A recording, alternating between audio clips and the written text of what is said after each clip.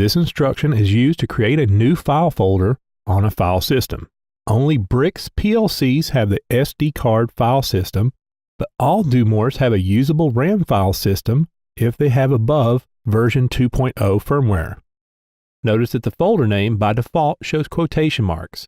This indicates that you're using text and not a string. Now, if you want to use a string tag, just insert the tag here without quotation marks. This folder name must use the entire path from the root. And do not forget to use the backslash in front of the folder name. This instruction can be used in tasks or programs, but cannot be used in subroutines or interrupt service routines. There is a utility program called Browse PLC File Systems that can manage the contents of any file system. This can be found while the designer software is connected to the PLC and then selecting PLC, Browse PLC File System.